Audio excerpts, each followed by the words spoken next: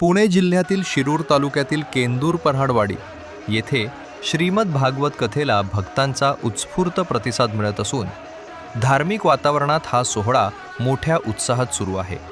कथा प्रवक्ते हरिभक्त परायण श्री संतोष नंदजी शास्त्री श्रीजी धाम यांच्या मधुर वाणीतून भागवत कथा रसिकांना आध्यात्मिक संदेश देत आहे. या भागवत कथेचा शुभारंभ 18 मे 2026 रोजी झाला असून सांगता 25 मे 2026 रोजी होणार असल्याची माहिती आयोजक तथा केंदूर गावचे माजी सरपंच प्रमोद पऱ्हाड आणि तालुक्याच्या माजी उपसभापती सविताताई पऱ्हाड यांनी महाराष्ट्र न्यूज लाईव्हशी बोलताना दिली.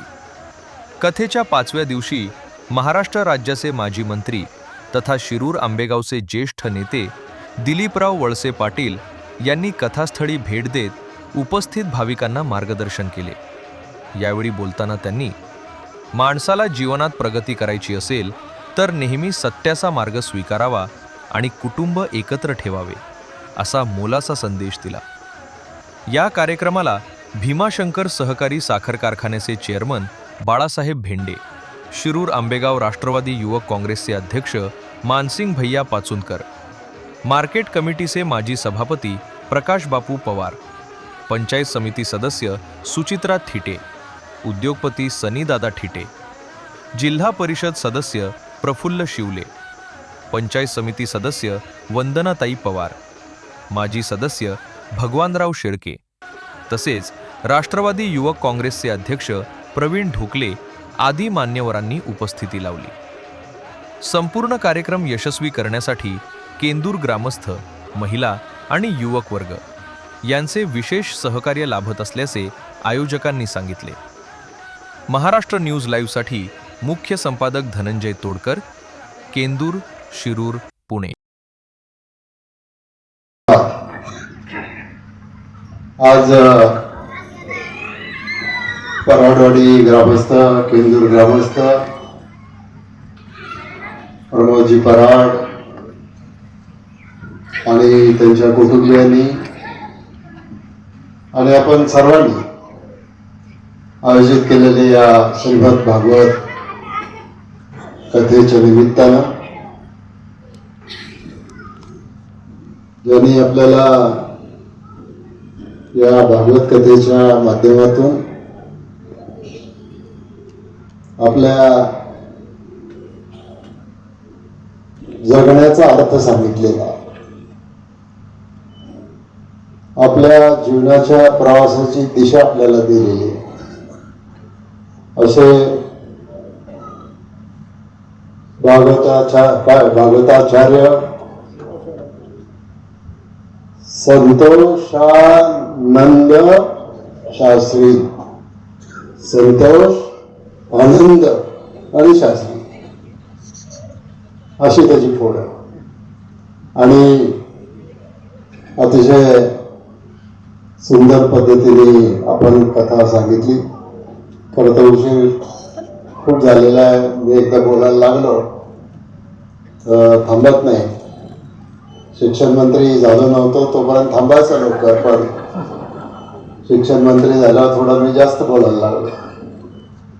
ना सर्व उपस्थित बंधू आणि भगिनी, उशीर बराच झालेला आहे.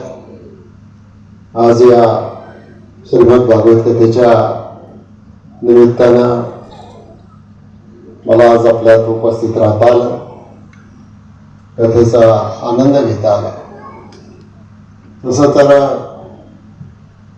आम्ही असे लोक आहेत राजकारणातले, आम्हाला सगळ्याच व्यासपीठावर जाणार आणि त्याच्यामधून आपण काम करत राहतो. आज कितवा दिवस आहे या कथेचा? 5वा दिवस. तुम्ही सगळेजण 5 दिवस येत आहे. कोण कोण येते हातवर करावं? सगळे येते. वा, छान छान. मनापासून कथा ऐकताय, महाराजांनी सांगितलेलं सगळं लक्षात ठेवताय. शेवटी परीक्षा घेणार आहे बरं का. महाराजांनी सांगितलेलं सगळं लक्षात ठेवताय? अरे आवाज बंद झाला का? तर ठीक आहे, शेवटी आपल्याच राज्यघटनेने आपल्याला प्रत्येकाला स्वतःचा धर्म स्वीकारण्याचा अधिकार दिलेला आहे. आपल्या काही हातात नसतं कोणाच्या पोटी जन्माला यायचं, गरिबाचे यायचं का श्रीमंताचे यायचं, उच्च कुळात यायचं का खालच्या कुळात यायचं, हे ठरवणारा तो परमात्मा आहे. आणि तो परमात्मा हे सगळं करत असतो.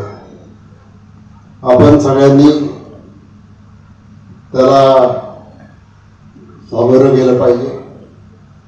आणि माझं नेहमी हेच सांगणं असतं की आपण कीर्तनामध्ये जातो, प्रवचनामध्ये जातो, तर महाराज अनेक गोष्टी सांगत असतात. काही कथारूपी असतात, काही गोष्टी या ज्ञानाच्या असतात. इथून ऐकून इथं सोडून देऊन चालत नाही. ते आपण आपल्या जीवनामध्ये स्वतःच्या अंगीकारी त्या स्वतःमध्ये ते अंगीकारलं पाहिजे.